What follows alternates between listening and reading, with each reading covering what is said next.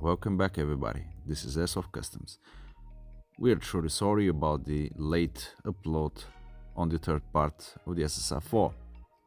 For some of you this video may be boring and long boring, but for the rest which gets the gun and wants to experiment and actually make it work flawlessly, you should definitely look till the end. Well, I just get desoldered the cables, and I remember that there is no insulation tape anywhere around the shop, so yeah, we'll need to go and buy a rose or two and do it later. So I think that I will start with the shimming. The shimming procedure.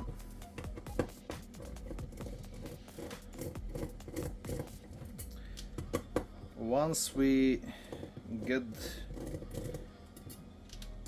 the shimming, I'll do the rest and go out tomorrow for the installation tape. So how do we shim a gun?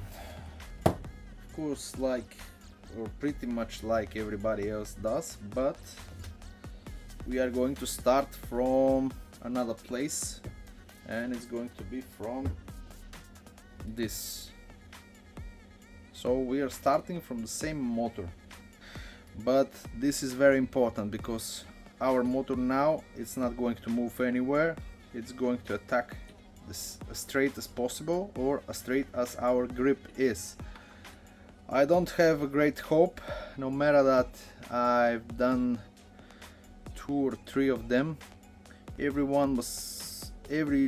one of them was sounding differently because of how those are made.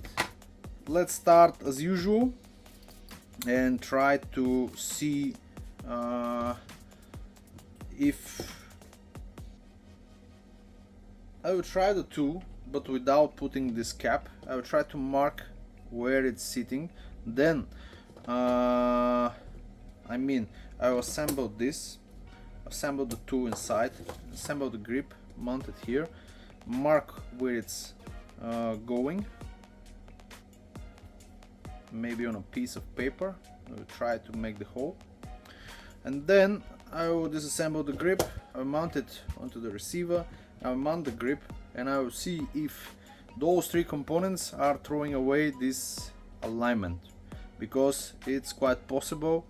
I'm almost sure that they do that, but let's check it out and see if I'm right or not.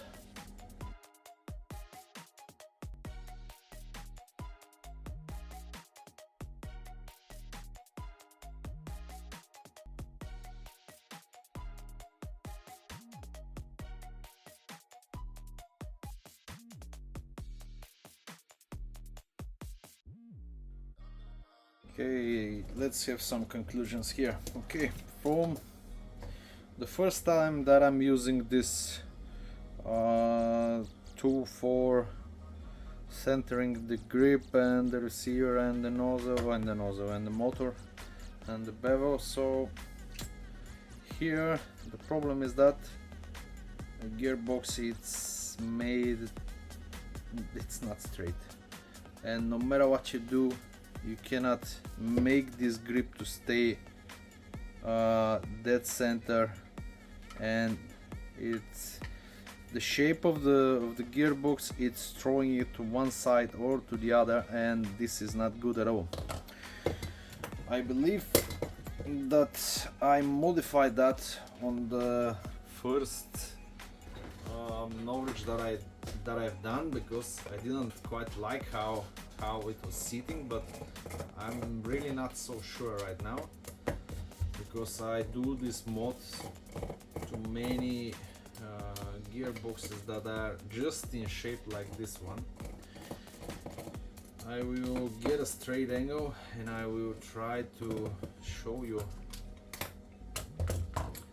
what it is, because it is, oh my god, how it is.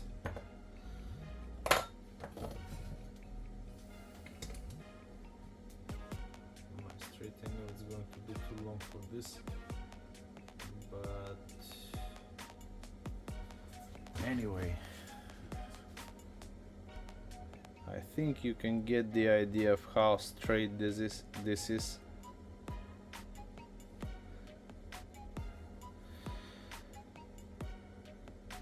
You can see that it's sided to one side. I mean, it's very poorly done. Let me see if I can manage to straighten this, to flat this surface, because it's never going to work well. This face of the grip looks pretty much okay for me. Doesn't look so bad. Looks straight as possible from injection molding. But here it's, oh my god, how it is. It's very bad.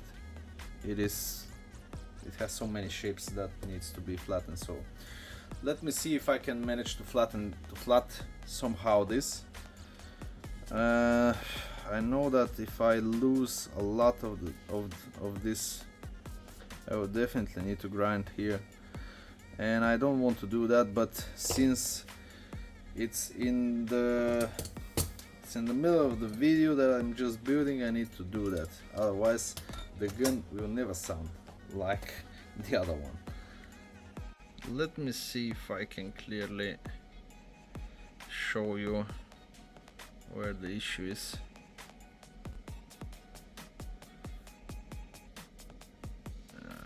Okay, here it is. It's very bad made.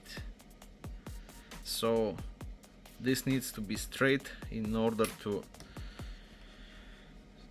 get the alignment properly, otherwise it's not going to be well done.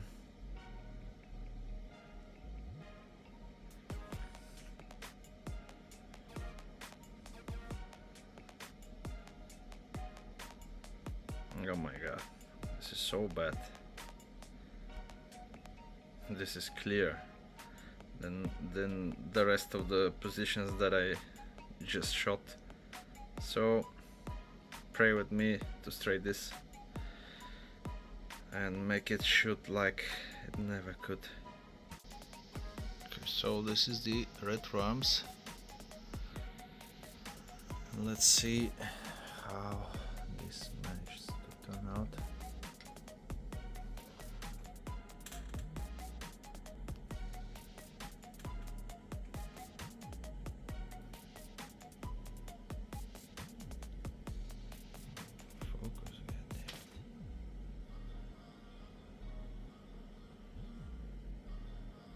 Almost. Come on. Almost straight, yeah.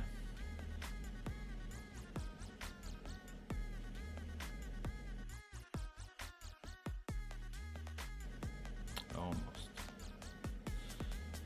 But I can go lower than that, because I feel that it's going to mess with the dimensions of the same gearbox, and I will probably have an issue with the grip. So let's keep it simple, keep it that way. I maybe take out like 0.5 millimeter. So 0.5 millimeter I can grind off from here for sure, but for the moment let's keep it that way. Check the alignment again and see what we have achieved. I think I managed to get it almost straight, because damn man, this is so fucked up. I mean, the gearbox shape on the lower side, it's not good at all. So let's see, what do we have here? 8.34 versus a little bit more, but I can't do much about it. This was also shown on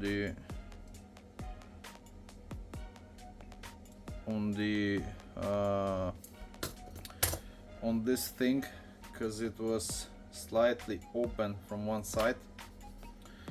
but again, this is the most accurate that I can manage to build it without the receiver. Let's see right now how it is with the receiver, and I'm hoping that it's going to be okay.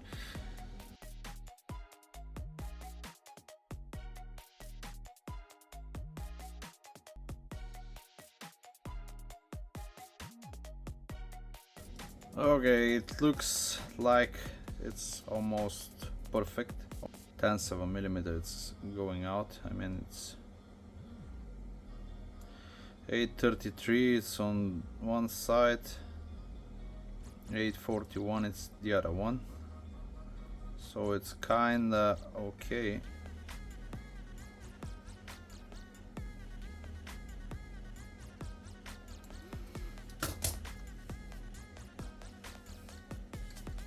And I have that wobble that I'm searching for. Okay, at least sideways it's okay. Unfortunately, I'm not able to test how it is, where exactly this shit is going to be situated. I'm estimating that it is actually quite okay, because the angle, it is pretty much, but who knows, pretty much the same, but I'm kinda not so sure. Can't check it right now, but let's hope that it is okay. I will start shimming with this. It's promising that it's going to be alright. Let's hope that this will be it. I just wanted to show you something. Polishing the bushings, faces and internals, plus polishing the axles of the gear. It's making it sound like this.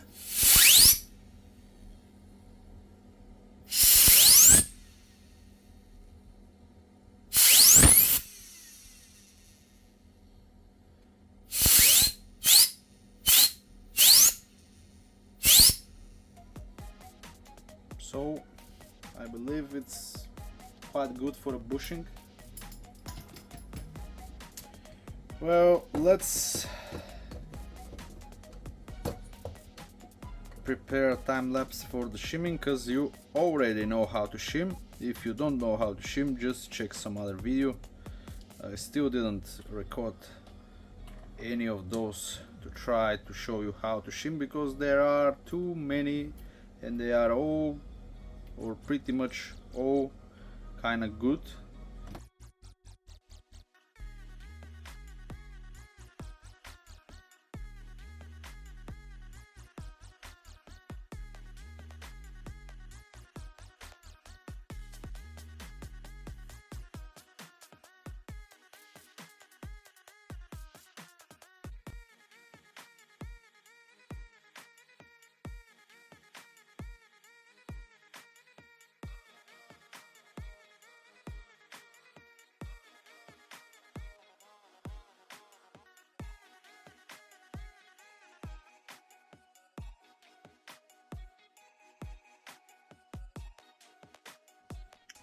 Okay, I did record the assemble of this, but unfortunately I thought that I was recording it, but it didn't happen that way. Anyway, when trying to shim or perfectly shim a gun like this one, which is plasticky and using some grips that are not the best and parts that are good but not the best, you need to double check everything just like it is. So you need to double check your wobble right now, or your clearance between the teeth of the bevel and the pinion. So we have a very small amount of play, which is great, but it's great for this kind of gearboxes. Yeah, where everything had been machined exactly the way it needs to be. Every axle is where it needs to be, and the hose are mirrored from one side to the other side, and your gears cannot wobble inside of those inside of, let's say, those gearboxes.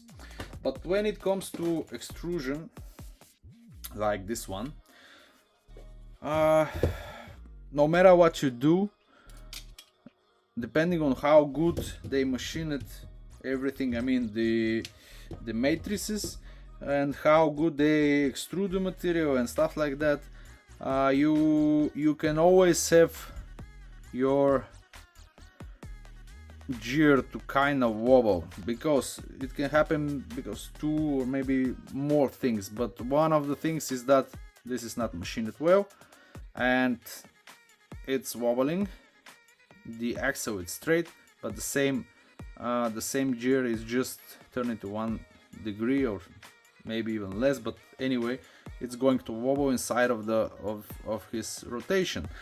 And here also, because I tried out and I saw that the gear is slowly kinda wobbling inside of the axle, no matter how you shim, it is just not straight. But this can also happen because of the poorly machined hose for the bushings. It can happen because of the bushings are not machined well. It can happen because of the axle, it's not so straight, because the gear is not so good. So this kind of wobble, it's perfect, but it's overkill for this gearbox, and it can make more harm than good. I mean harm, it can wear more than actually sound great. So I prefer those type of gearboxes and those type of low cost guns to not shim that tight, otherwise they may sound good, but generally they don't. So let's open it up, exchange 0.1 millimeter from one side to the other side, so we can lift a little bit or lower down the bevel, so we can create just a small amount of clearance between the pinion and the bevel, and this will liberate our non-centrical rotation of the gear, and we will be clear that there will be no extra wear there. So this means automatically that it should be sounding better.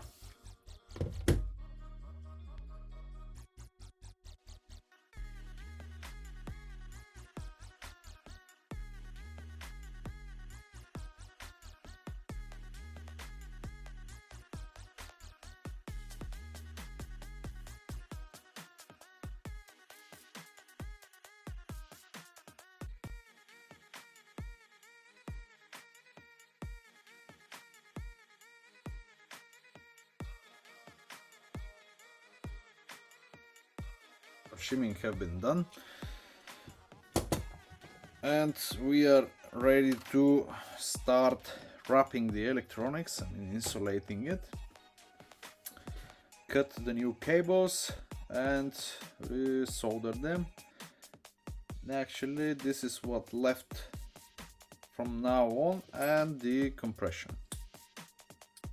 Just as I mentioned in the beginning, it's going to be a long, boring video about all the details and all the small issues that this design has. I'm really sorry that I had to make you watch 90 minutes of just shimming. I hope to see you on the next one.